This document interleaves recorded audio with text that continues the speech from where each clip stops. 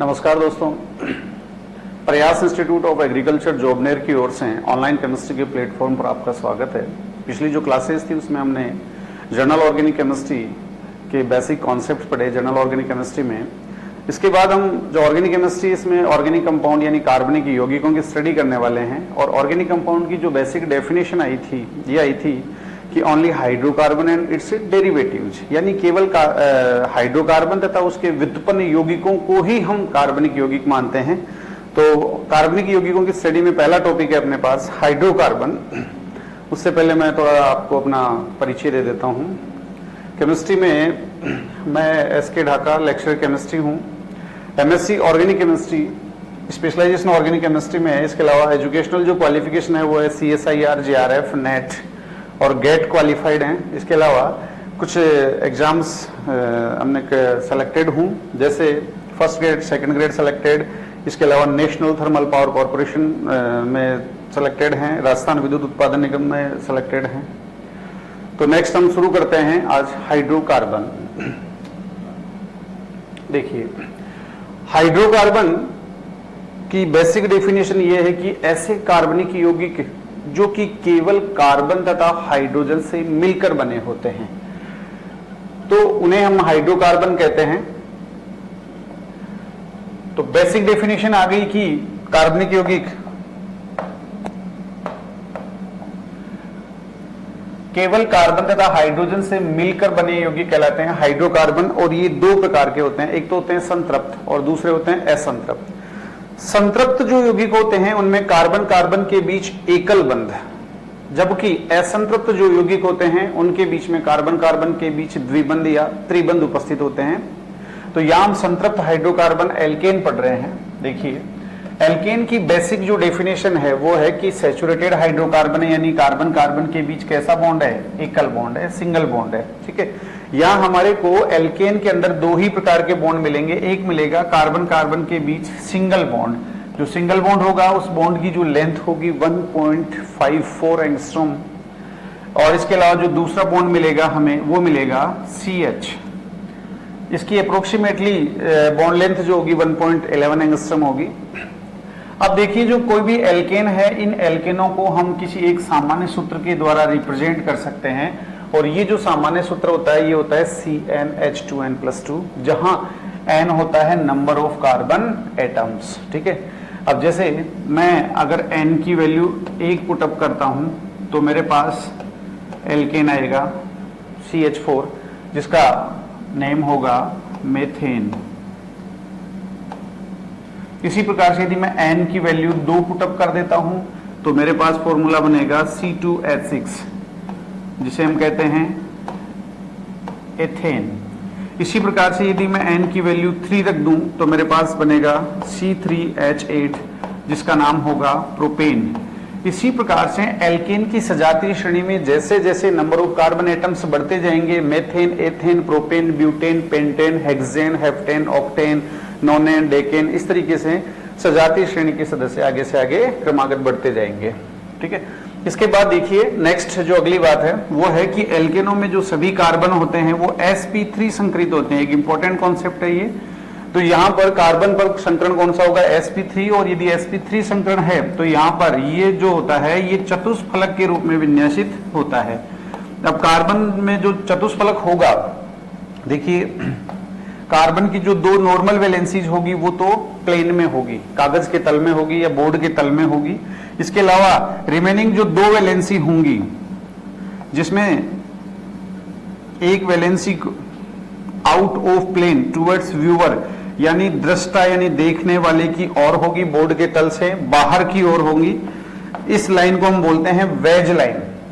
इसके अलावा एक और होंगी जिसे हम बोलते हैं डैश लाइन। और डैश लाइन जो होती है वो कागज के तल से जस्ट पीछे की ओर या नीचे की ओर होती है। तो इस तरीके से कार्बन चतुष्फलक के रूप में विन्यासित होता है। और यहां पर किन्हीं भी दो जो संयोजकताएं होती है उन संयोजकताओं के बीच में जो बंध कोण होगा वो 109 डिग्री 28 मिनट होगा। और सभी संयोजकताओं के बीच में बंध कोण बिल्कुल समान होगा। नेक्स्ट देखिए, इसके अलावा जो एल्केन होती है, एल्केनों को सामान्य रूप से पैराफिन्स भी कहा जाता है। पैराफिन्स देखिए पैराफिन्स का क्या मतलब है। पैराफिन यहां पर दो वर्ड से मिलकर बना है, पैरम तथा एफिन्स। पैरम का मतलब होता है कम और अफिन्स का मतलब होता है अफिनिटी, यानी एक तरह से हम इसको बोल सकते हैं क्रियाशीलता। तो एल्केन जो होते हैं वो बहुत लेस रिएक्टिव कंपाउंड्स हैं, बहुत कम क्रियाशील यौगिक है, इसलिए इनको पैराफिन्स भी कहा जाता है।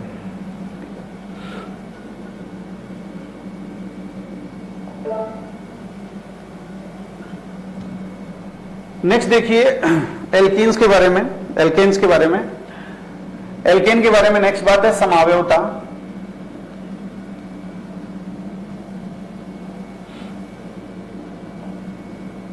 अब देखिए समावयवता, तो समावयवता की जो बेसिक डेफिनेशन है वो क्या है। समावयवता का मतलब होता है कार्बनिक यौगिक जिनके अणुसूत्र समान लेकिन संरचना या त्रिविम विन्यास जो होता है किसी परमाणु या समूह का वो अलग अलग होता है, तो वे आपस में समावयवी कहलाते हैं। तो समावयवता का जो फर्स्ट कॉन्सेप्ट है वो ये है कि इनमें हमेशा अणुसूत्र समान मिलेगा। Molecular formula must be same, ठीक है, तो इनका अणुसूत्र समान होगा। अब ये जो समावयवता है ये दो प्रकार की होती है। यहां पर पहली समावयवता होती है संरचना समावयवता, नाम से ही पता चल रहा है।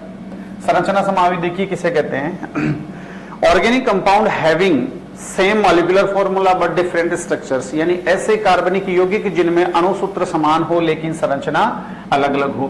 तो हम यहां पर इसके लिए देखिए संरचना समावयवता का मतलब होता है अणुसूत्र तो क्या मिलेगा अपने को समान, लेकिन संरचना अलग अलग, स्ट्रक्चर मिलेगी हमें अलग अलग, संरचना अलग अलग, यानी संरचना में किसी परमाणु या जो समूह होते हैं वो अलग अलग होते हैं।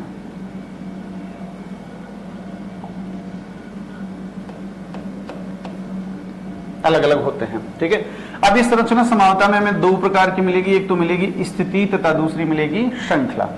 अब देखिए पहला कॉन्सेप्ट है एल्केन्स जो हैं उनमें C3 कार्बन तक कोई संरचना समावयवता नहीं। ये एक इंपॉर्टेंट बात हो गई कि कोई स्ट्रक्चरल आइसोमर्स नहीं होते हैं 3 कार्बन तक, यानी मेथेन, एथेन और प्रोपेन, इनमें कोई समावयवता नहीं पाई जाती, संरचना समावयवता नहीं मिलेगी हमें। इसके बाद देखिए हम एक एग्जांपल करते हैं, 3 कार्बन तक कोई संरचना समावयवता नहीं है, उसके बाद हम चौथे कार्बन पर लेते हैं ब्यूटेन। अब देखिए ब्यूटेन जो है इसके हमारे पास दो स्ट्रक्चर्स हैं,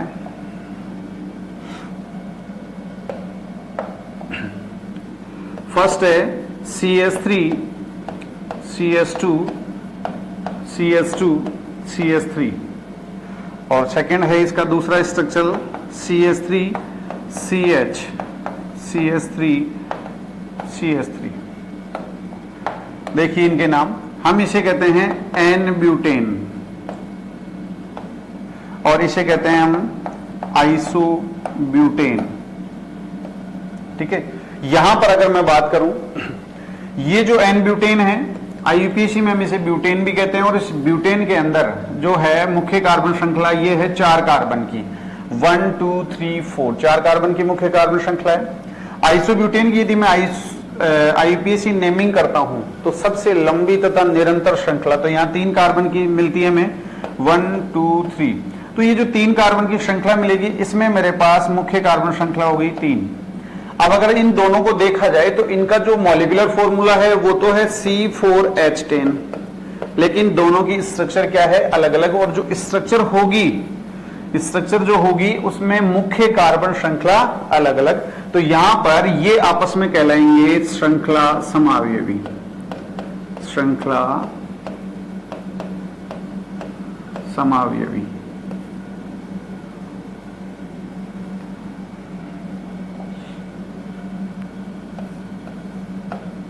और यहां पर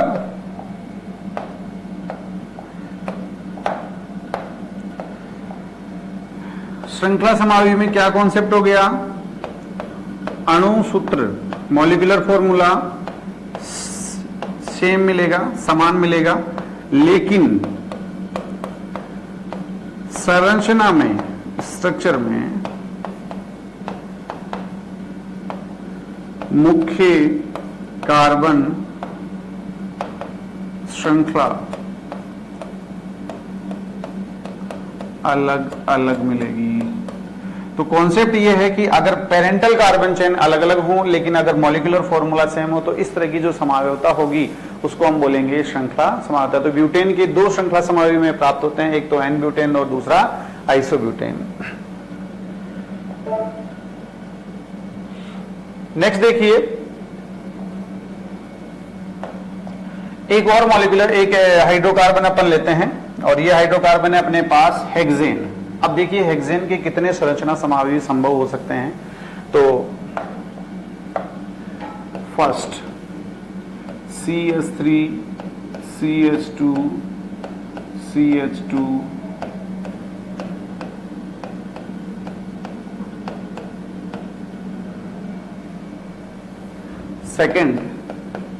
सेकंड में मैं एक कार्बन को साइड में निकाल सकता हूं, तो CH3 CH CH3 CH2 CH3। इसके थर्ड में देखिए CH3 CH2 CH, इस मिथाइल ग्रुप को मैं यहां शिफ्ट कर सकता हूं, तो CH3 CH2 CH3। फोर्थ मैं एक कार्बन को और साइड चेन में निकाल सकता हूं, तो CH3 CH CH3 CH और CH3। ठीक है, इसके अलावा देखिए एक और है मेरे पास,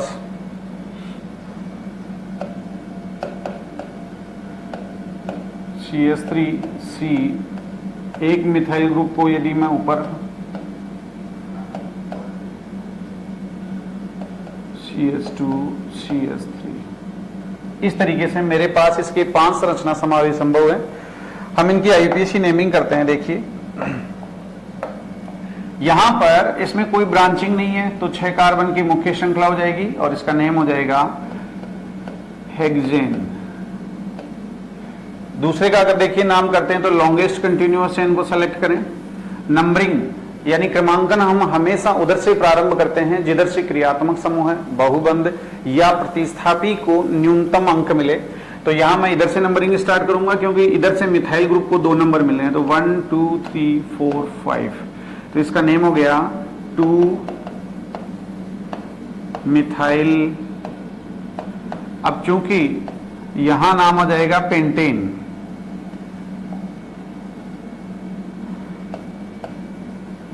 पेंटेन नाम आ जाएगा क्योंकि 1 2 3 4 5 कार्बन है इसमें की पेरेंटल कार्बन चेन में। यहां अगर मैं इसकी आईपीएसी नेमिंग करता हूं तो नंबरिंग किधर से भी आप स्टार्ट करें, हमेशा मिथाइल ग्रुप को 3 पोजीशन मिलेगी। तो इसका नेम हो जाएगा 3 मिथाइल पेंटेन। ठीक है, अब देखिए नेक्स्ट अगला, इसमें नंबरिंग करते हैं तो 1 2 3 4। अब की बार 4 कार्बन की हो गई मुख्य कार्बन श्रृंखला। यहां अगर इसकी नेमिंग करेंगे तो 2 3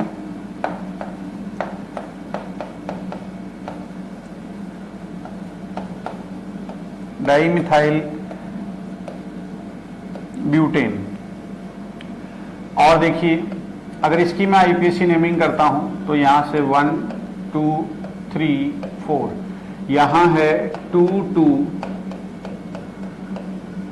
डाइमिथाइल ब्यूटेन। ये इनकी आईपीएसी नेमिंग हो गई। अब हम देखिए यहां पर इनका रिलेशन डिसाइड करते हैं कि इनमें आपस में क्या रिलेशन है। तो देखिए सबसे पहले इस अगर देखें तो इसमें कितने मुख्य कार्बन श्रृंखला में कार्बन है, 6 कार्बन है, जबकि इसमें कितने हैं 5, इसमें है 4 सॉरी 5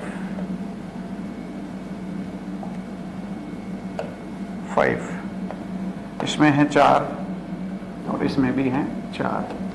अब देखिए अणुसूत्र सभी का समान है C6H14, तो जहां पर मुख्य कार्बन श्रृंखला अलग अलग होंगी वे होंगे आपस में श्रृंखला समावयवी। तो देखिए सबसे पहले श्रृंखला समावयवी कौन कौन से हो सकते हैं। श्रृंखला समावयवी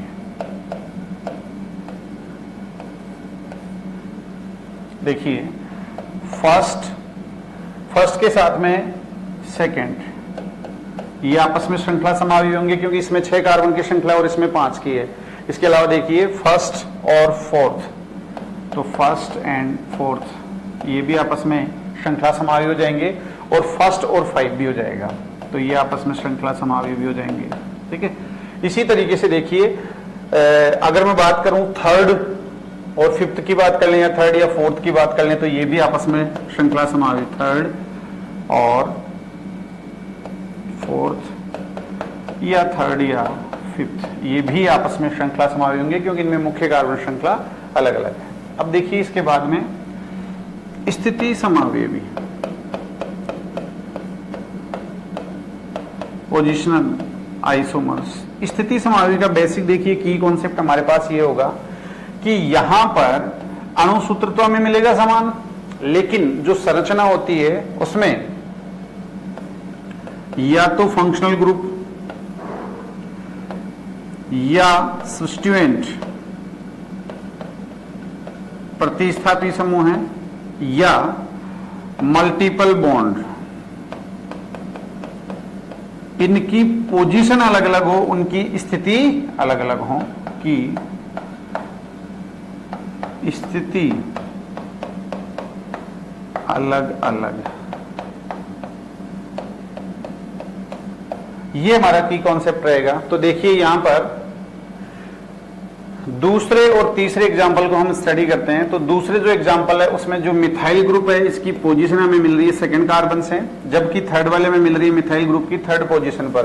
तो इसमें मिथाइल ग्रुप की केवल पोजीशन चेंज है, इसलिए ये आपस में किस तरह के समावयवी हो गए, स्थिति समावयवी। इसी प्रकार से आप देखिए एक बार फोर्थ को और फिफ्थ को, फोर्थ और जो फिफ्थ आइसोमर्स हैं इनमें पेरेंटल कार्बन चेन तो 4 ही कार्बन की है, लेकिन यहां पर जो मिथाइल की पोजीशन है ये है 2 और 3 वाली, जबकि इसमें मिल रही है हमें 2 पोजीशन। तो इस कंडीशन में ये भी आपस में होंगे स्थिति समावयवी, तो ये हो गया फोर्थ एंड फिफ्थ। ठीक है, तो इस प्रकार से एल्केन्स जो होती है उनमें श्रृंखला तथा स्थिति दोनों प्रकार की संरचना समावयवता उपस्थित होती है। नाउ नेक्स्ट,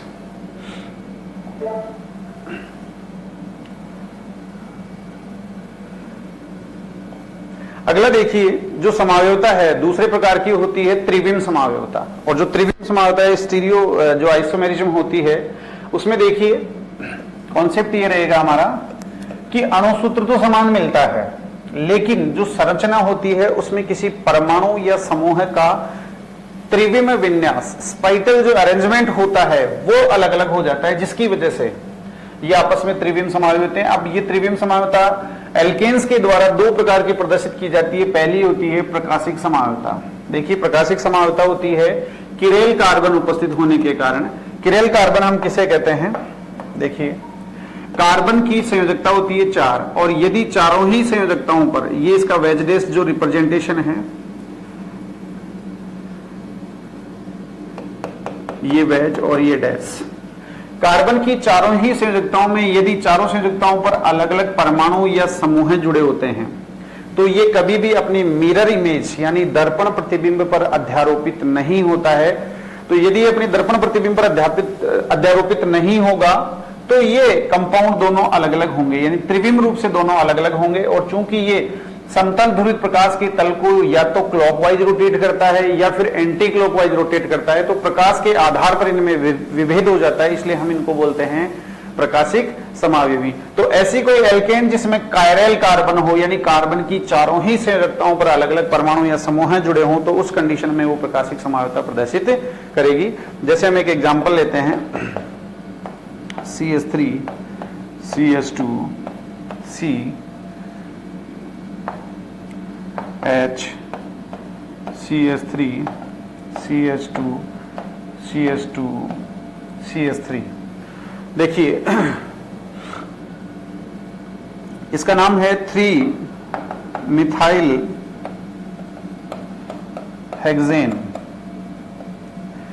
3 मिथाइल जो हेक्सेन कंपाउंड है, देखिए इसमें क्या है, ये जो एल्केन है इसमें यहां जरा देखिए 1 2 3 4 5 6, यहां पर इस 3 कार्बन को अगर देखा जाए तो ये कायरल कार्बन है, क्योंकि इससे 4 जो ग्रुप जुड़े हुए हैं वो डिफरेंट है।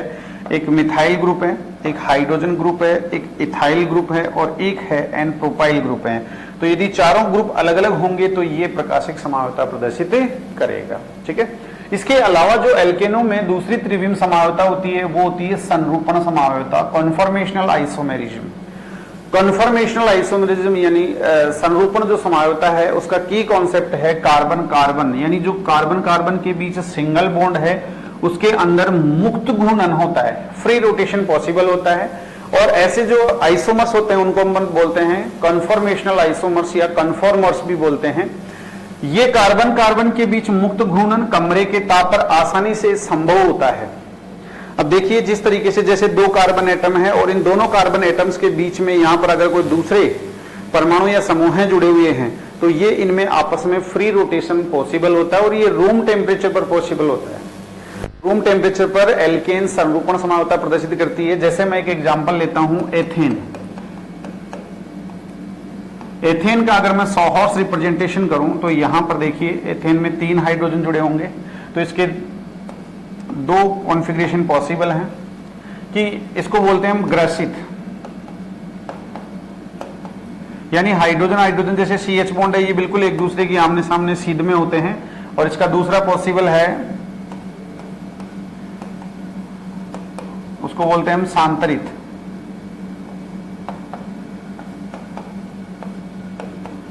जिसमें द्वितलीय जो कोण होता है यानी पीछे स्थित CH बॉन्ड और आगे स्थित CH बॉन्ड जो होता है उसके बीच में जो कोण होता है डाइहाइड्रल एंगल होता है ये 60 डिग्री का होता है। ये इसका स्थायी रूप है, स्टेबल फॉर्म है, ये इसकी स्टेबल फॉर्म है, जबकि ये अनस्टेबल होती है, इसको इक्लिप्स या ग्रसित भी बोलते हैं। इसके अतिरिक्त इन दोनों के बीच में एक और संरूपण समावयव प्राप्त होते हैं जिसे हम बोलते हैं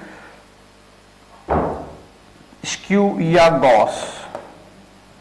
ठीक है, तो इस तरीके से एल्केनों में कार्बन कार्बन में के मध्य मुक्त घूर्णन संभव होने के कारण यह समावयवता संभव होती है। ठीक है, नेक्स्ट देखिए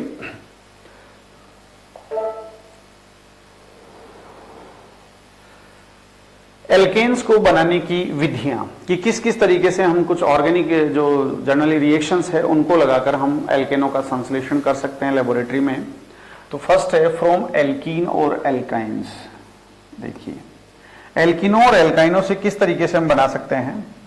देखिए एल्कीनों का general formula RCH double bond CHR, और मैं किसी तरीके से इनका रिडक्शन करवा देता हूं। अब रिडक्शन के लिए मैं यहां पर ले सकता हूं निकल, प्लेटिनम या पैलेडियम मेटल्स हैं और ये हाइड्रोजन के साथ ले लेता हूं। ये मेटल कैटलिस्ट है, धातु उत्प्रेरक है। तो यहां पर जब अपचयन होगा तो देखिए अपचयन में क्या होगा, हमें एल्केन प्राप्त होंगी RCH2R और यहां अपचयन हो जाएगा यानी हाइड्रोजन का जुड़ना हो जाएगा।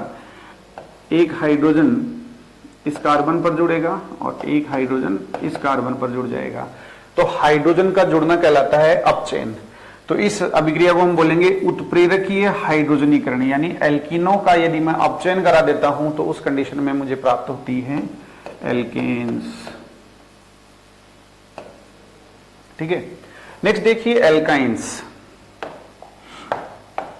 एल्काइनों का भी यदि उत्प्रेरकीय अपचयन करा दिया जाता है, एल्काइंस असंतृप्त हाइड्रोकार्बन है जिनमें कार्बन कार्बन के बीच ट्रिपल बॉन्ड होता है। तो यदि मैं यहां पर हाइड्रोजन को थोड़ा आधिक्य में ले लूं, निकल, प्लेटिनम या पैलेडियम उत्प्रेरक की उपस्थिति में, तो इस कंडीशन में भी एल्केन प्राप्त होती है। अब देखिए यहां पर मुझे हाइड्रोजन की रिक्वायरमेंट थोड़ी ज्यादा पड़ेगी, यानी इस कार्बन पर भी मुझे ज्यादा हाइड्रोजन अटैच करने पड़ेंगे और यहां पर भी ज्यादा। ठीक है, तो इस तरीके से एल्केन्स प्राप्त हो जाएंगी। प्लेटिनम या पैलेडियम जो मेटल कैटलिस्ट है या जो धातु उत्प्रेरक है उनके साथ अभिक्रिया सामान्य ताप यानी रूम टेम्परेचर पर ही पॉसिबल है, लेकिन यदि मैं निकल कैटलिस्ट लेता हूं तो उस कंडीशन में टेम्परेचर मुझे रेज करना पड़ेगा, यानी तापमान ज्यादा रखना पड़ेगा, अप्रोक्सीमेटली 200 से 300 डिग्री सेल्सियस। और उस कंडीशन में एक अभिक्रिया का विशेष नेम है साबाते-शेंड्रेंस अभिक्रिया। ये एक नेम रिएक्शन हो गई जो इंपॉर्टेंट है, अक्सर एग्जाम्स कॉम्पिटिटिव एग्जाम्स में पूछ ली जाती है नाम से। नेक्स्ट इसके बाद देखिए ये अभिक्रिया मेथेन का संश्लेषण संभव नहीं है।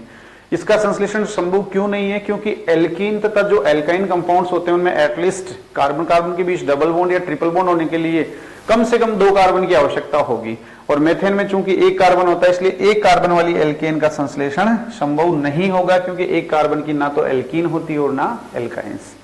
ठीक है,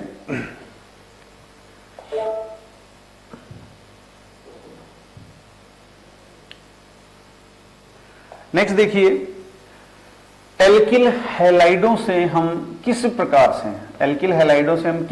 से एल्केनों का संश्लेषण कर सकते हैं?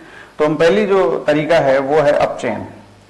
यदि मैं रिडक्शन करवा दूं किसी भी तरीके से तो मुझे प्राप्त होंगी एल्केन। जनरली अगर हम देखें एल्किल हैलाइडों का सूत्र होता है RX, R या एल्काइल ग्रुप और X कोई भी हेलोजन एटम है, फ्लोरीन, क्लोरीन, ब्रोमीन, आयोडीन। तो यदि अपन इसका रिडक्शन करवा देते हैं, अब रिडक्शन के लिए मैं क्या क्या कैटलिस्ट ले सकता हूं? देखिए, पहला है जिंक और सांद्र HCl हम ले सकते हैं, क्योंकि जिंक हाइड्रोक्लोरिक एसिड के साथ रिएक्शन करके जिंक क्लोराइड में कन्वर्ट हो जाता है और यहाँ पर हाइड्रोजन लिबरेट होती है, और ये नवजात हाइड्रोजन होती है, नेसेंट हाइड्रोजन होती है। तो नवजात हाइड्रोजन आसानी से अपचयन कर देती है, बहुत रिएक्टिव होती है और अनस्टेबल भी होती है। इसके अलावा मैं ले सकता हूं रेड फास्फोरस और HI। देखिए, HI हाइड्रोजन आयोडाइड जो होता है ये अनस्टेबल होता है और ये ब्रेक हो जाता है हाइड्रोजन और आयोडीन में। इस आयोडीन को एब्जॉर्ब कर लेती है रेड फास्फोरस, और जो पीछे से हाइड्रोजन बचती है वो हाइड्रोजन अपचायक के रूप में काम करती है। इसके अलावा मैं जिंक और एसिटिक एसिड भी ले सकता हूं। जिंक एसिटिक एसिड के साथ रिएक्शन करके जिंक एसिटेट में कन्वर्ट हो जाएगा और यहां पर भी हाइड्रोजन लिबरेट होगी, जो कि अपचयन के काम में आ सकती है। जिंक और NaOH, इसमें भी हाइड्रोजन लिबरेट होती है, और इसी प्रकार से मैं जिंक, कॉपर और उसके साथ अल्कोहल को भी एज ए रिडक्टेंट या अपचय के रूप में काम में ले सकता हूं। और यहां पर जब अपचयन होगा तो देखिए ये RX का जो बॉन्ड होगा ये ब्रेक हो जाएगा और यहां पर दोनों के साथ हाइड्रोजन अटैच होगा। तो जब ये अटैच होगा तो यहां पर हमें एल्केन का संश्लेषण मिल जाएगा। तो इस तरीके से एल्किल हैलाइडों का यदि अपचयन कराया जाए तो हमें एल्केन्स प्राप्त होती है। इसके अतिरिक्त देखिए, यहां पर मैं मेटल कैटलिस्ट जैसे पैलेडियम या निकल के साथ हाइड्रोजन ले लूं, ये भी ले सकता हूं। इसके अतिरिक्त लिथियम एल्यूमिनियम हाइड्राइड को भी मैं अपचायक के रूप में उपयोग कर सकता हूं। नेक्स्ट देखिए,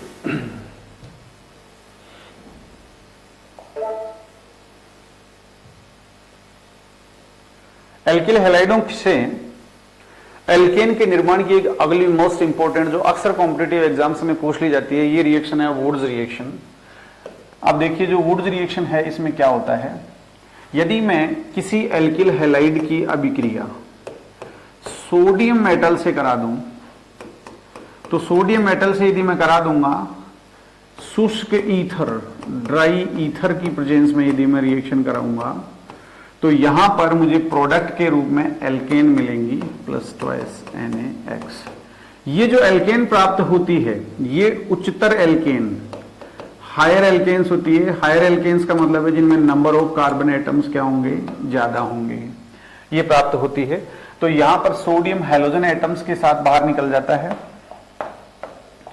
और यहां से NaX बाहर निकल जाएगा, तो R ग्रुप से इधर का R ग्रुप अटैच हो जाता है जिससे हमें हायर एल्केन्स मिलेंगी। ठीक है, तो देखिए इसके कुछ की कॉन्सेप्ट्स हैं। पहला है उच्च तथा सममित एल्केन बनाने की सबसे उत्तम विधि है। उच्च एल्केन यानी हायर एल्केन जिनमें नंबर ऑफ कार्बन एटम्स ज्यादा होंगे, उनको बनाने के लिए सबसे अच्छी विधि है। इसके अतिरिक्त ऐसी एल्केन जिनमें कार्बन की संख्या सम हो, या सममित में एल्केन भी कह सकता हूं, उनको बनाने की भी ये उत्तम विधि है। CH4 का निर्माण संभव नहीं है। CH4 का निर्माण इसलिए संभव नहीं है क्योंकि R ग्रुप में एटलीस्ट 1 कार्बन तो होगा ही, और इस R ग्रुप में भी एटलीस्ट 1 कार्बन होगा। तो मुझे यहां पर जो वुड्स रिएक्शन से एल्केन प्राप्त होगी वो न्यूनतम कार्बन वाली एल्केन एथेन प्राप्त होगी, इससे कम कार्बन वाली प्राप्त नहीं हो सकती। एक इसका की पॉइंट और है कि tertiary alkyl halides, tertiary alkyl halides ऐसे एल्किल हैलाइड्स होते हैं जिनमें हैलोजन जो एटम होता है वो 3 डिग्री कार्बन एटम से अटैच हो। तो इस प्रकार के जो एल्किल हैलाइड होंगे ये वाले ये रिएक्शन नहीं देंगे। अब देखिए हम एक क्वेश्चन करते हैं।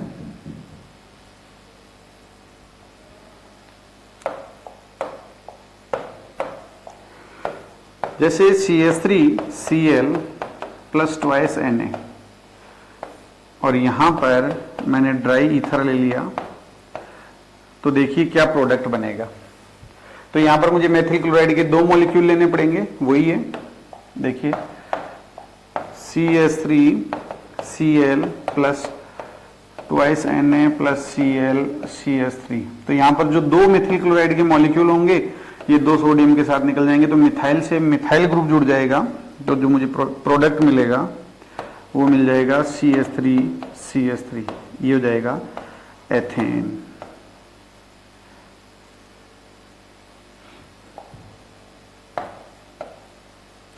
एथेन प्रोडक्ट इसमें बन जाएगा, ठीक है।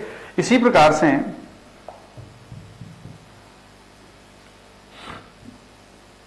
अगर मान लीजिए कि मैं इस रिएक्शन में मेथिल क्लोराइड के बजाय अगर मैं इथाइल क्लोराइड ले लेता हूं CH3CH2Cl, तो यहां पर भी मुझे इसके 2 मॉलिक्यूल से रिएक्शन होगी और जो प्रोडक्ट मिलेगा वो मिलेगा ब्यूटेन, यानी एक इथाइल ग्रुप फिर इधर दूसरा फिर इथाइल ग्रुप।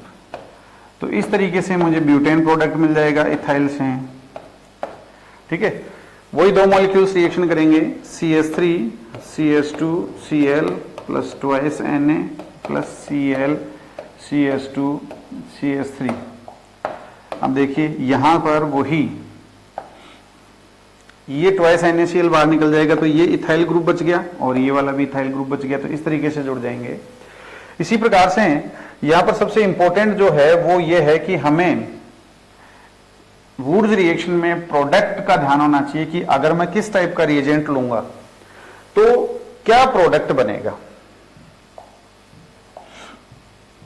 जैसे मैंने कहा कि यहां पर मैंने ले लिया CH3CH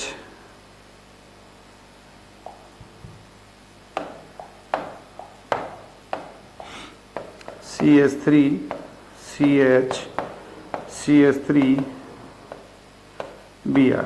आइसोप्रोपाइल अगर मैंने ब्रोमाइड ले लिया तो आइसोप्रोपाइल जो ब्रोमाइड होगा उससे जो प्रोडक्ट बनेगा वो बनेगा CH3CH3।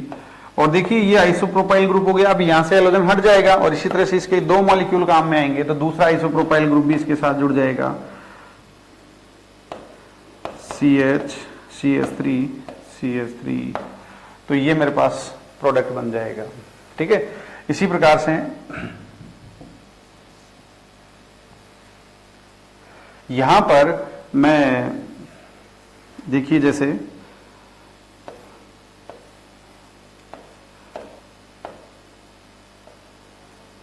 ये वाला अगर प्रोडक्ट बनाता हूं तो ये प्रोडक्ट बनाने के लिए मुझे यहां पर क्या लेना पड़ेगा, यहां पर मुझे लेना पड़ेगा साइक्लोप्रोपाइल ब्रोमाइड या क्लोराइड जो भी मैं लेऊंगा और इसके 2 मॉलिक्यूल लेने पड़ेंगे, तो इसके अकॉर्डिंग मुझे ये वाला प्रोडक्ट प्राप्त हो जाएगा।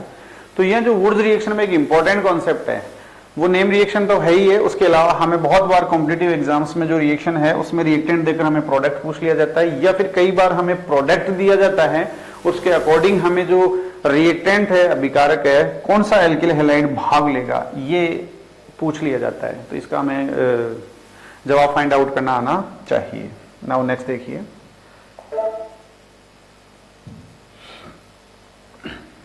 वुड्स रिएक्शन में हम एक इंपॉर्टेंट कॉन्सेप्ट और सीखेंगे। ये जो इंपॉर्टेंट कॉन्सेप्ट है वो है,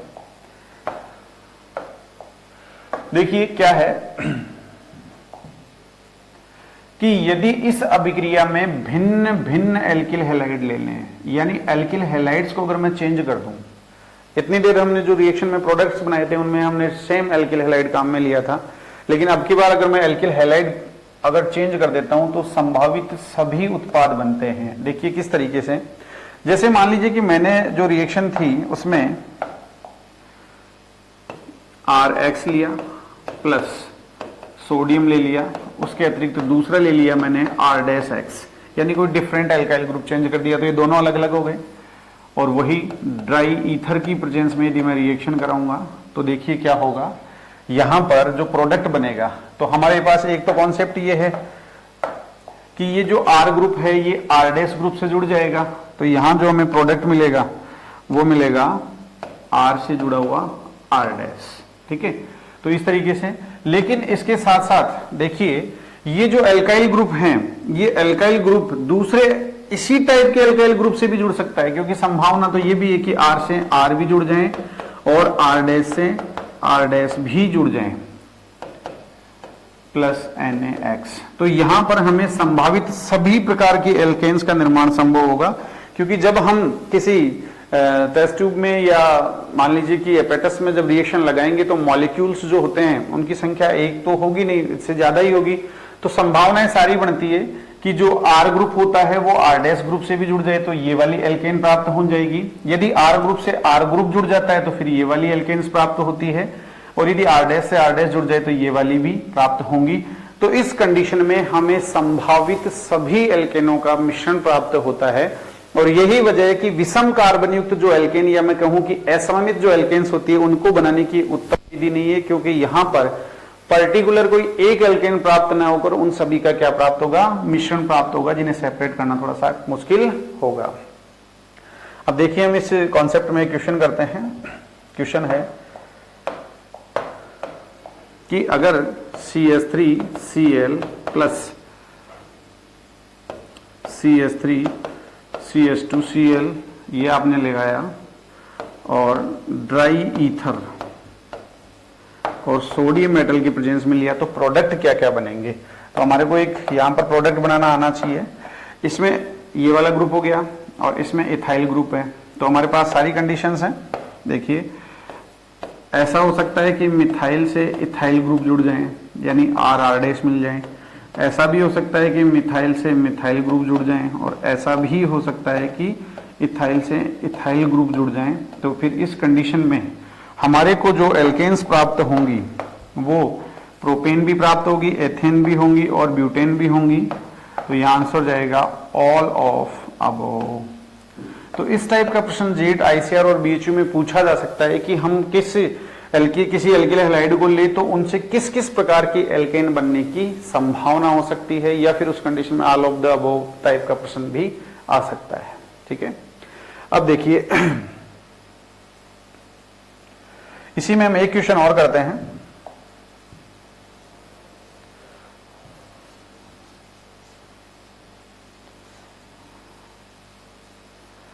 यहां देखिए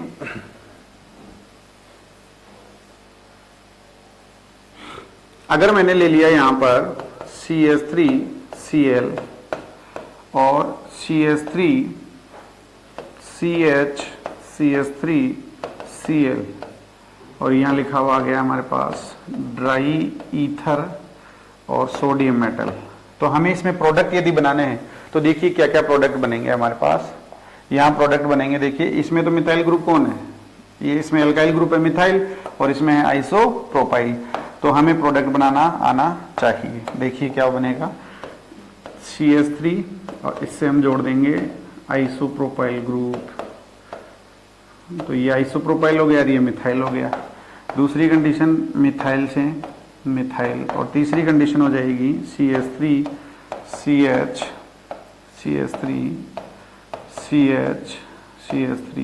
और CH3। तो ये जो कंडीशन होगी इसमें जरा आप देखिए, ये वाला आइसोप्रोपाइल ग्रुप और दूसरे वाले से भी आ जाएगा आइसोप्रोपाइल ग्रुप। ठीक है, तो हमारे पास जो प्रोडक्ट होंगे वो ऑल ऑफ अबव, यानी इन सभी का हमें मिश्रण प्राप्त होगा। ठीक है, तो इस प्रकार से हम वुड्स रिएक्शन से प्रोडक्ट बना सकते हैं। नाउ नेक्स्ट देखिए,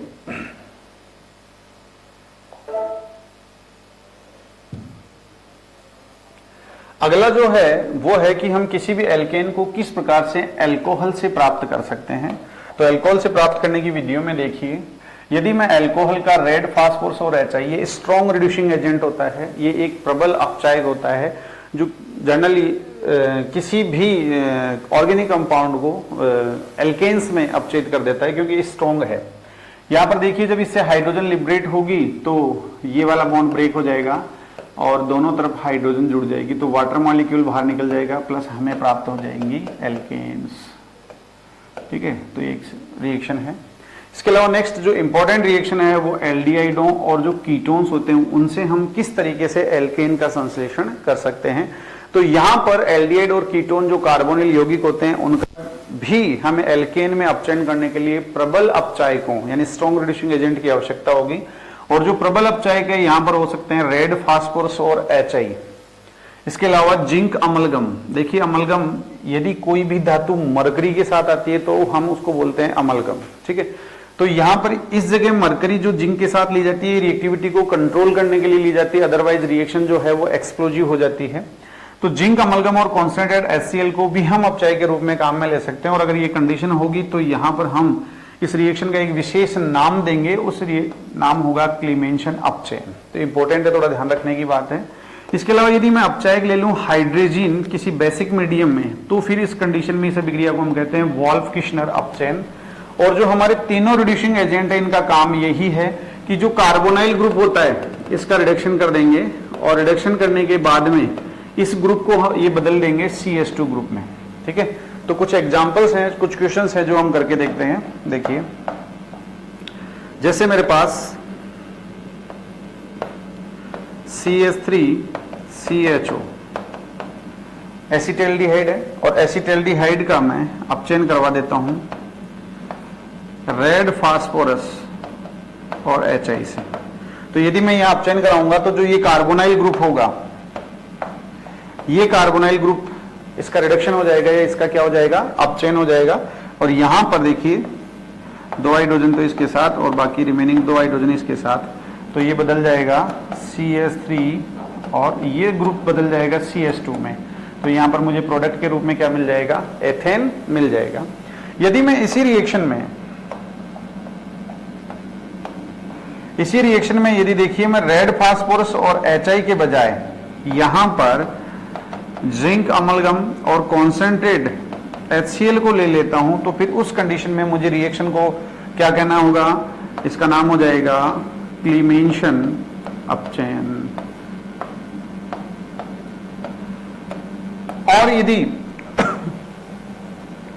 और देखिए यदि मैं यहां पर अपचायक के रूप में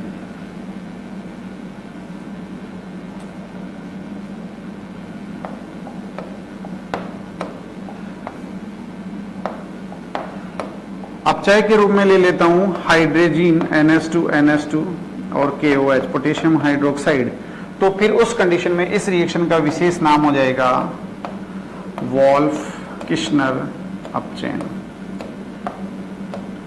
तो ये हमें रिएक्शंस को, इनको नेम रिएक्शन से भी ध्यान रखना है क्योंकि ये अक्सर एग्जाम्स में पूछ ली जाती है। इसी प्रकार से आप देखिए, जैसे अगर मैं एक क्वेश्चन और करता हूं,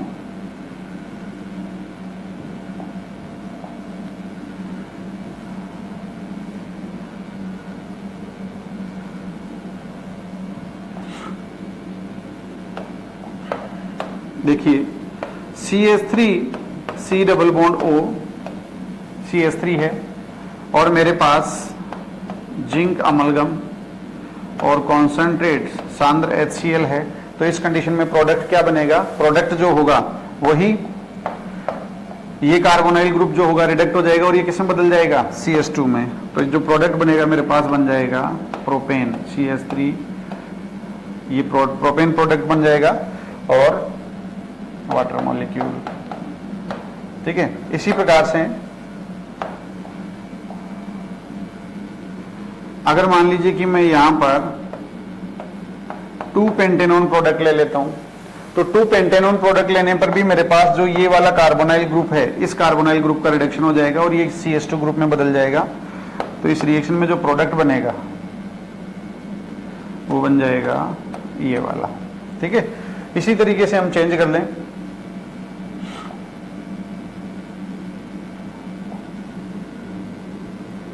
अगर मान लीजिए कि मेरे पास साइक्लोहेक्सेनोन कंपाउंड है और साइक्लोहेक्सेनोन का यदि मैं रिडक्शन करवा देता हूं जिंक अमलगम या कॉन्सेंट्रेट HCl से, तो फिर उस कंडीशन में जो प्रोडक्ट बनेगा वो बन जाएगा साइक्लोहेक्सेन, ठीक है। तो ये सभी हमें थोड़ा सा स्पेशली यहाँ पर ये ध्यान में रखना है कि मैं किस टाइप के रिडक्टेंट को यानी किस तरीके के अपचायक को लूंगा, तो अभिक्रिया का नाम क्या होगा और फाइनली जो रिएक्टेंट है उनसे प्रोडक्ट किस प्रकार का प्राप्त होगा।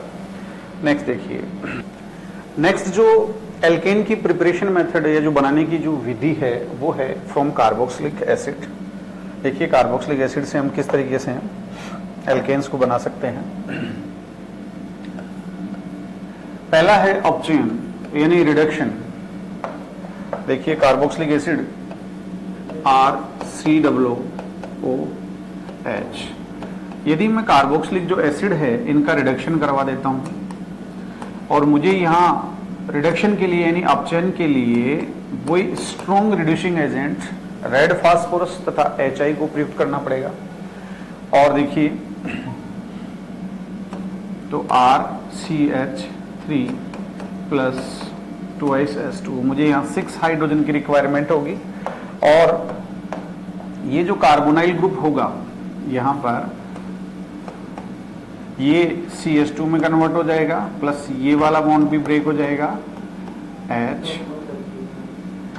और H, ठीक है। तो ये RCH3 में कन्वर्ट हो जाएगा। तो इस तरीके से मुझे एल्केन्स प्राप्त होंगी, ठीक है। एक दूसरा तरीका और है कि यदि मैं कार्बोक्सिलिक जो एसिड होते हैं उनमें डी कार्बोक्सिलेशन या वी कार्बोक्सिलीकरण करवा देता हूं तो भी मुझे एल्केन्स प्राप्त होंगी। तो देखिए डी कार्बोक्सिलेशन का क्या है कि यदि किसी कार्बोक्सिलिक एसिड को ले लूं तो RCOOH भी ले सकता हूं या फिर मैं उस कार्बोक्सिलिक एसिड का सोडियम या फिर पोटेशियम भी ले सकते हैं हम इसकी जगह। इसकी जगह मैं ले सकता हूं पोटेशियम भी लवण काम में ले सकता हूं। इसका देखिए इसको हीट किया जाए सोडा लाइम की प्रेजेंस में NaOH प्लस कैल्शियम ऑक्साइड। यहाँ सोडा लाइम होता है सोडियम हाइड्रोक्साइड और कैल्शियम ऑक्साइड का मिक्सचर होता है और इसको हम बोलते हैं सोडा लाइम। आपको एक इंपॉर्टेंट बात ये ध्यान में रखनी है कि अगर किसी भी रिएक्शन में केमिकल रिएक्शन में सोडा लाइम आ जाए, हीट किया जाए और यदि रिएक्टेंट के रूप में कार्बोक्सिलिक एसिड या उसके सोडियम पोटेशियम साल्ट हो तो उस कंडीशन में हमेशा डीकार्बोक्सिलेशन होगा यानी कार्बोक्सिलिक ग्रुप हट जाएगा, तो यानी COOH ग्रुप, ठीक है। तो देखिए यहां से क्या होगा CO2 का रिमूवल हो जाएगा और जब यहां से CO2 का रिमूवल हो जाएगा तो उस कंडीशन में हमें जो प्रोडक्ट मिलेगा वो मिल जाएगा एल्केन्स। तो RH प्लस Na2CO3 एल्केन्स, ठीक है।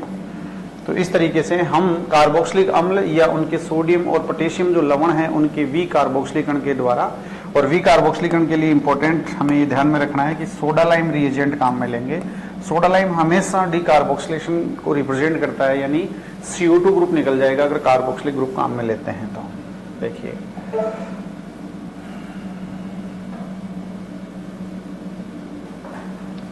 देखिए काम की बात है।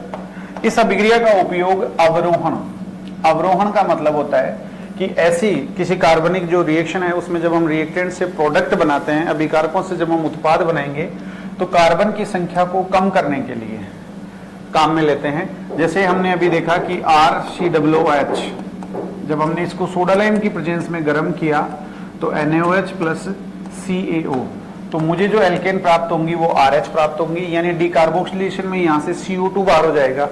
तो यदि मैं कहूंगा कि इसमें N कार्बन है तो जो प्रोडक्ट में एल्केन प्राप्त होगी उसमें कार्बन की संख्या 1 कम हो जाएगी, तो इसी को हम बोलते हैं अवरोहण, ठीक है।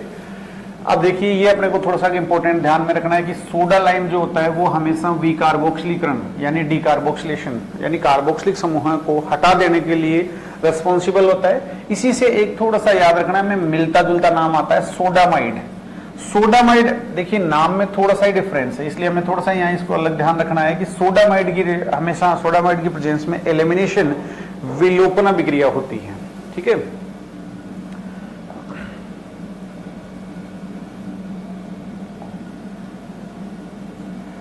अब हम एक क्वेश्चन करते हैं। हमने ले लिया CH3COOH या CH3COONA और हमने इसको सोडा लाइम की प्रेजेंस में हीट किया तो देखिए क्या प्रोडक्ट बनेगा। डीकार्बोक्सिलेशन हमें करवाना है तो डीकार्बोक्सिलेशन के लिए यहां से CO2 को हटा दीजिए आप, तो उस कंडीशन में हमारे पास जो प्रोडक्ट बन के आएगा वो बन के आएगा CH4 प्लस Na2 CO3, ये प्रोडक्ट बन जाएगा। ठीक है, हम देखिए इसकी मैकेनिज्म को भी हम सजेस्ट कर सकते हैं कि किस तरीके से मैकेनिज्म होती है। तो देखिए जरा, यहां पर हम जो बेस काम में लेते हैं, ये जो बेस होता है ये इस तरीके से टूटता है Na प्लस और OH माइनस। अब यहां पर हमने जो कार्बोक्सिलिक एसिड लिया है, इस कार्बोक्सिलिक एसिड में देखिए क्या है, यहां पर बेस का अटैक होगा, और बेस का जो अटैक होगा तो देखिए कहां होगा, ये जो OH माइनस आयन है ये इस कार्बोनाइल, ये जो C डबल बॉन्ड O है इसके कार्बन पर अटैक कर देगा। और अपने को पता है एक ऑर्गेनिक केमिस्ट्री में इंपॉर्टेंट कॉन्सेप्ट है कि अगर पाई इलेक्ट्रॉनों की हमें शिफ्टिंग देखनी है तो एक कॉन्सेप्ट बता भी रखा है जीओसी में, भगवान की मर्जी। जिस तरह से भगवान की मर्जी नहीं बदल सकती, वैसे ही ऑर्गेनिक केमिस्ट्री में ये कॉन्सेप्ट कभी नहीं बदलेगा कि pi electron always shifts towards more electronegative atom, यानी पाई इलेक्ट्रॉनों का विस्थापन सदैव अधिक विद्युत ऋणी परमाणु की ओर होगा।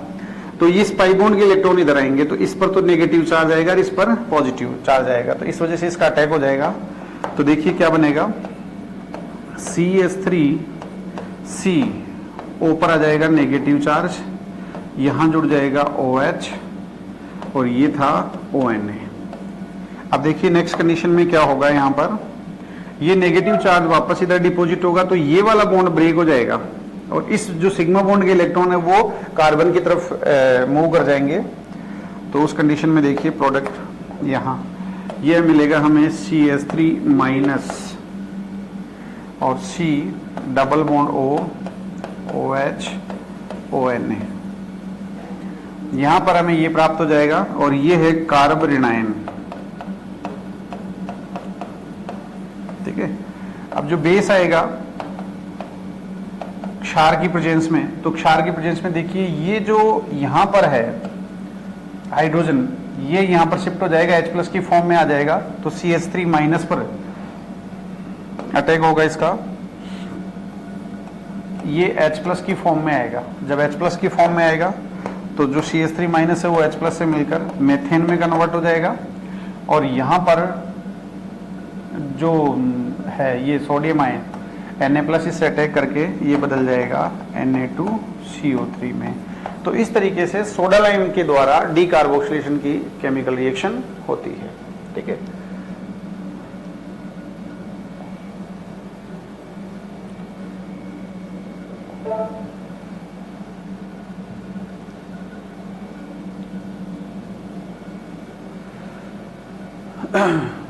नेक्स्ट देखिए कोल्बे विद्युत अपघटन। कोल्बे जो विद्युत अपघटन है इसमें क्या होता है,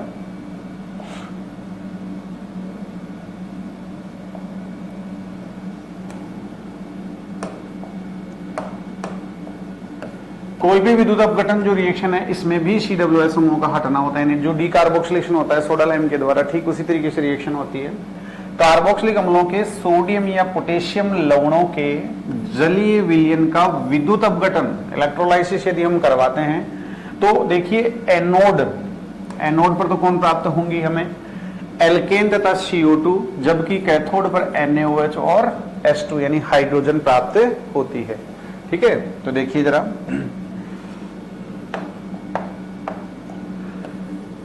हमने ले लिया कार्बोक्सिलिक अम्लों के, या तो सोडियम लवण ले लें या फिर हम ले लें पोटेशियम लवण, तो RCOONA, और इनका मैं करवाता हूं इलेक्ट्रोलाइसिस। तो जब इलेक्ट्रोलाइसिस करवाऊंगा तो देखिए यहां से ये वाला बॉन्ड ब्रेक हो जाएगा और R से R जुड़ जाएगा और यहां पर ये वाला बॉन्ड ब्रेक होगा, और चूंकि एक्वस सॉल्यूशन है, जलीय है, तो देखिए प्रोडक्ट जो बनेंगे वो बनेंगे R से R प्लस 2 CO2। ये तो हमें मिलता है एनोड पर, प्लस 2 NaOH और हाइड्रोजन, ये हमें मिलता है कैथोड पर। तो ये हमारे पास प्रोडक्ट बन जाएंगे इसके अंदर। ठीक है, तो जरा हम देखते हैं कि किस तरीके से ये जो केमिकल रिएक्शन है वो होती है। देखिए इलेक्ट्रोलाइसिस, इलेक्ट्रोलाइसिस के लिए देखो हम क्या करते हैं, एक इलेक्ट्रोलाइटिक सेल लेते हैं और उसमें 2 इलेक्ट्रोड डालते हैं। बैटरी के जो पॉजिटिव वाले से जुड़ा होता है हम उसको बोलते हैं एनोड, और जो माइनस से जुड़ा होगा उसको हम कहेंगे कैथोड। और यहाँ पर कार्बोक्सिलिक जो अम्ल होंगे, उन कार्बोक्सिलिक अम्लों से के सोडियम या पोटेशियम लवण का हम जलीय विलयन ले लेंगे। अब देखिए कार्बोक्सिलिक जो अम्ल होगा वो 2 तरीके से टूटेगा, यहाँ पर RCOO माइनस और Na+। यहां पर जो RCOO माइनस होगा और Na+ जो होगा, बैटरी के जो RCOO माइनस होगा वो हमेशा आएगा एनोड पर और Na+ जाएगा यहां पर कैथोड पर। तो जब ये यहां पर जाएगा तो ऑक्सीडेशन होता है या ऑक्सीकरण होता है, तो ये तो करता है इलेक्ट्रॉनों का त्याग। और कैथोड पर जो सोडियम आयन होते हैं और इसके साथ ही एक्वा सॉल्यूशन है तो H+ आयन भी होंगे, तो यहाँ पर H+ आयन इलेक्ट्रॉनों को गेन करके हाइड्रोजन में कन्वर्ट हो जाते हैं। देखिए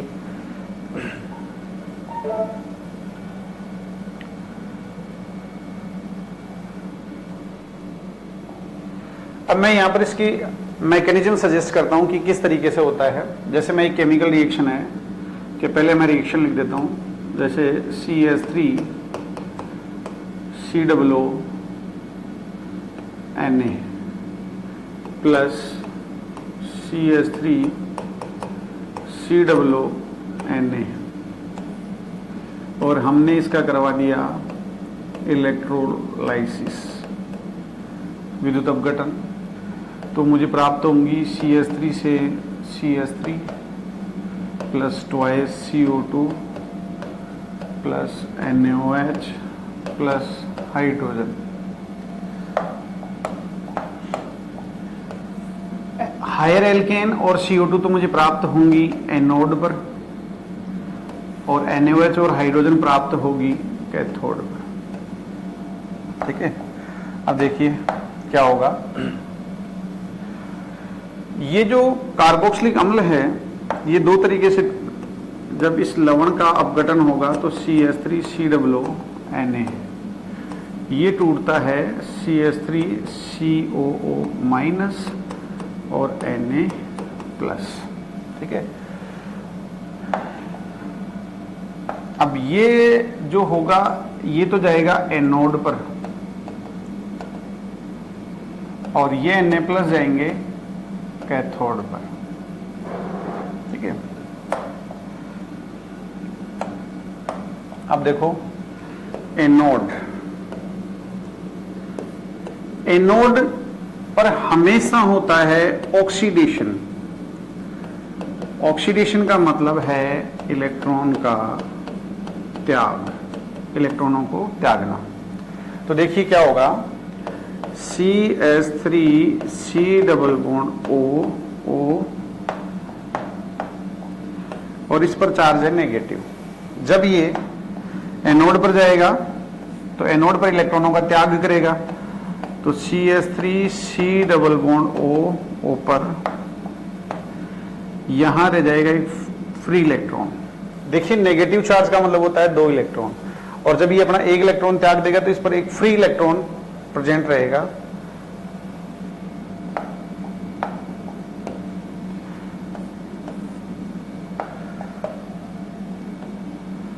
इस तरीके से, तो ये फ्री रेडिकल बन जाएगा।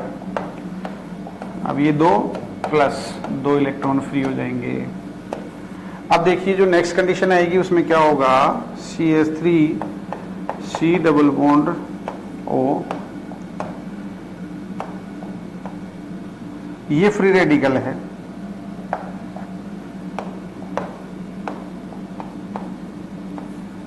तो देखो क्या होगा, ये फ्री रेडिकल इधर आएगा और यहां से ये वाला बॉन्ड ब्रेक होगा, इसका सिंगल इलेक्ट्रॉन इधर मूव करेगा और ये इलेक्ट्रॉन इधर मूव करेगा। तो यहां पर 2 फ्री रेडिकल बनेंगे, CH3 और ये इस पर फ्री इलेक्ट्रॉन रहेगा, प्लस 2 CO2 बन जाएगी। ये यहां पर CO2 में कन्वर्ट हो जाएगा इतना पार्ट। ठीक है, और ये आगे जो दो मिथाइल ग्रुप होंगे ये इस तरीके से जुड़ जाएंगे, CH3 से CH3, तो किसका निर्माण हो जाएगा, एथेन का। ठीक है, अब देखिए जो कैथोड होता है उस कैथोड पर क्या होगा, कैथोड पर रिडक्शन होगा, और रिडक्शन का मतलब होता है इलेक्ट्रॉन ग्रहण। तो देखिए दो Na+ आयन जाएंगे, और चूंकि एक्वस कंडीशन है तो ये कन्वर्ट हो जाएंगे ट्वाइस NaOH प्लस दो हाइड्रोजन H+ आयन फ्री होंगे। ये जो दो H+ आयन फ्री होते हैं दोनों इलेक्ट्रॉन ग्रहण करके ये हाइड्रोजन में कन्वर्ट हो जाते हैं। देखिए हमने पढ़ा भी था अभी, जो इलेक्ट्रोलाइटिक सेल होता है, इस इलेक्ट्रोलाइटिक सेल में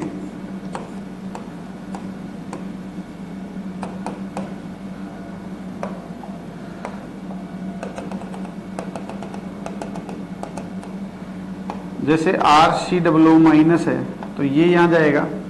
अब ये इलेक्ट्रॉन जो फ्री होंगे ना, ये इलेक्ट्रॉन फ्री होने के बाद ये इस विद्युत परिपथ से होते हुए कैथोड पर आ जाएंगे, और कैथोड पर आने के बाद ये जो H+ आयन होंगे उनके द्वारा ग्रहण करके हाइड्रोजन में कन्वर्ट हो जाएगा। RCOONA प्लस RCOONA, तो यहाँ पर दो R से R ग्रुप जुड़ेंगे तो एटलीस्ट दो कार्बन वाली एल्केन यानी एथेन का निर्माण संभव होगा।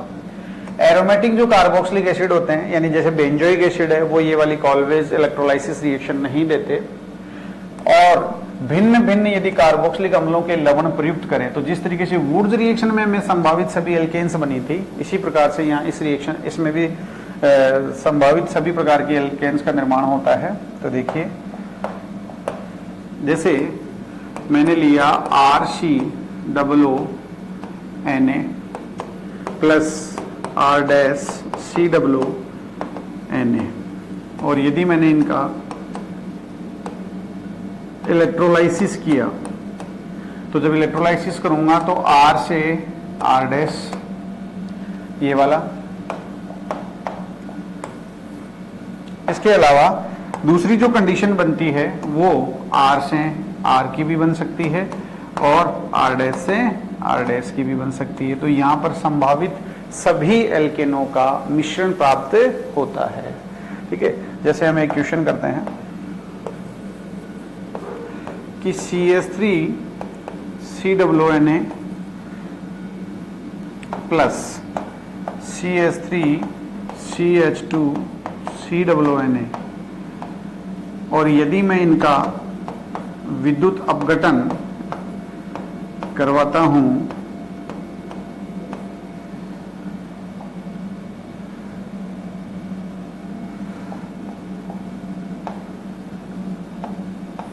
तो उस कंडीशन में बनने वाली जो एल्केन होंगी वो कौन कौन सी होंगी। तो देखिए यहां से CH3 ग्रुप और इधर से आएगा एथाइल ग्रुप, तो उस कंडीशन में जो बनने वाली एल्केन होंगी CH3 CH2 CH3 plus CH3 से CH3 भी ऐड हो सकता है, और CH3 CH2 CH2 CH3 यानी ब्यूटेन का भी निर्माण हो सकता है। तो मेथिल मिल सकता है इथाइल से प्रोपेन, मिथाइल से मिथाइल और इथाइल से इथाइल, तो जो इसमें सब बनेंगे ऑल ऑफ अबोव, यानी सभी संभावित एल्केनों का मिश्रण प्राप्त होता है। ठीक इसी प्रकार से, तो जैसे वुड्स रिएक्शन में हमने डिफरेंट एल्केलाइड लिए थे, उसी प्रकार से कोल्बे विद्युत अपघटन में यदि मैं अलग अलग कार्बोक्सिलिक एसिडों का मिश्रण लूंगा तो उस कंडीशन में सभी संभावित एल्केनों का निर्माण होगा।